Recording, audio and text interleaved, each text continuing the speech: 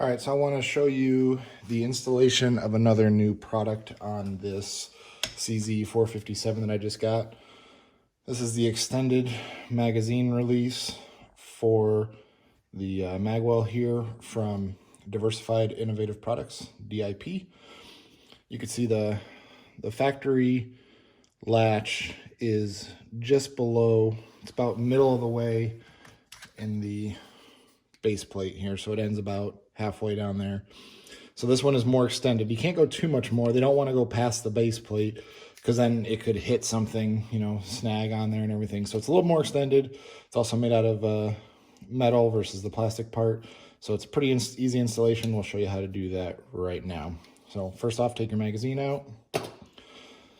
And I am using a fix-it stick setup here with the all-in-one torque driver. It's important to remember, do not use this torque driver on removal. This is only for installation. It's not meant to go lefty-loosey. So just use the T-handle with the bit in it. This is a T25 bit for the underside action screws here. See, there's one behind the trigger guard and one in forward of the magazine. Pretty simple. Just do it here. That's the other nice thing, is this spin bearing on the fix-it stick. So you can kind of just spin her around real easy. All right.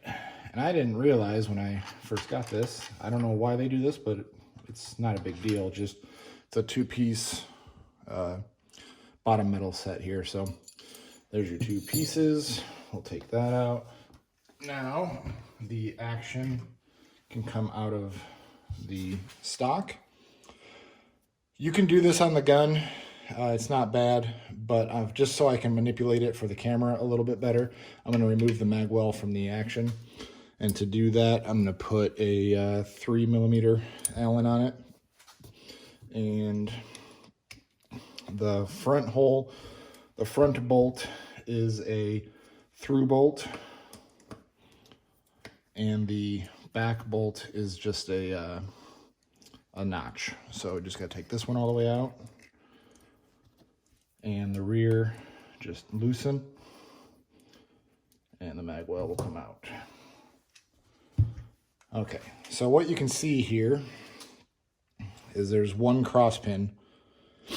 That cross pin is right here. Pretty simple. We're just going to pop that out. There's a little hole right here that captures the spring. And from the factory, it's covered in grease. I think that helps, helps it from rusting. Also helps it stick in that hole in assembly, disassembly. So what I'm going to use is a couple tools here. I'm going to use a little 3/32 punch. This is actually out of a Glock tool that broke on me a while ago, but it's perfect size. And my fingers are too big to go in this magwell, so I can't support the mag catch from the inside. So what I'm going to use is a screwdriver with, I picked one with flats on it so it interfaces good. And I'm basically just kind of hold it like this, because with this, I can use my thumb to push and manipulate the mag catch inside the magwell to get the pin in and out. It's not easy. It's not hard. It's just one of those things where you got to align everything nicely. So there, the pin is out already. And here's the part. Don't lose that spring. The spring has got some grease on it, and it fits into the plastic hole there. So if you look at them, the metal part versus the factory part, they're pretty similar. There's the amount of extension on it. Everything else is pretty similar there. You know, that doesn't look like a ton, but for actual usability, it's pretty great. So like I said, they can't go any more extended really without having issues with snagging the magazine. So they went with this length. Installation is just reverse.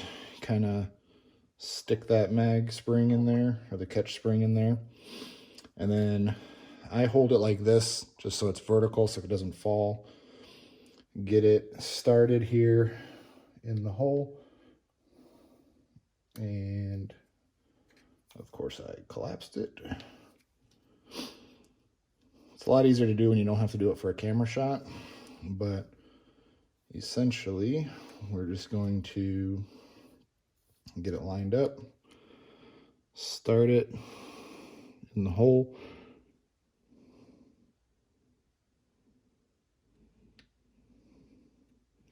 Okay, so it's in the hole. Spring is in the receiver hole there, but now the hole needs to be lined up here, and that's where the screwdriver comes in handy. I can kind of get a visual through the hole there, and let's see if I can do it without a slave pin. So basically you're just manipulating it enough to get it going. And what I have also done is push it down on the table, oops, sorry, like that. So the pin is started, and then when you push the whole unit, you can wiggle the mag catch to get it to find its home, and that one worked. So now we have our new mag catch in there functioning. The spring is captured properly in the notch there, and we can reassemble. So reassembly, super easy. I don't know what the torque spec on this magazine well is. It can't be much because this is plastic and they came out very simply. So I'm just gonna snug them. I'm not even gonna use the torque driver.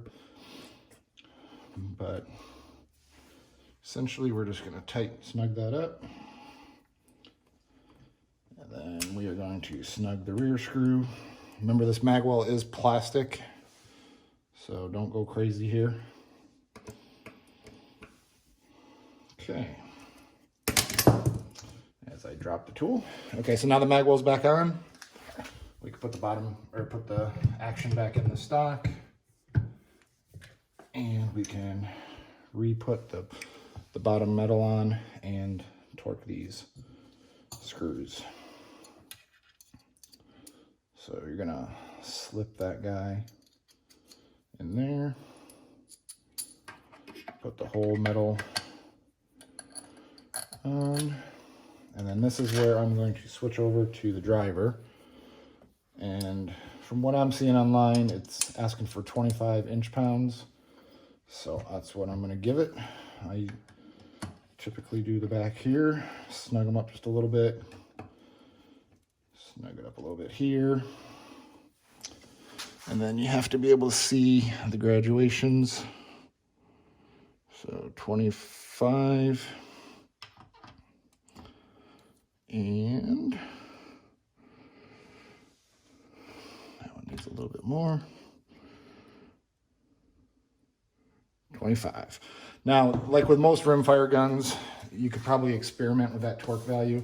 Seems like almost every rimfire that I've had likes different torque values there. Some people start with 20, work their way up in 2-pound increments and kind of get a sweet spot for their particular rifle. 25 is a decent starting point.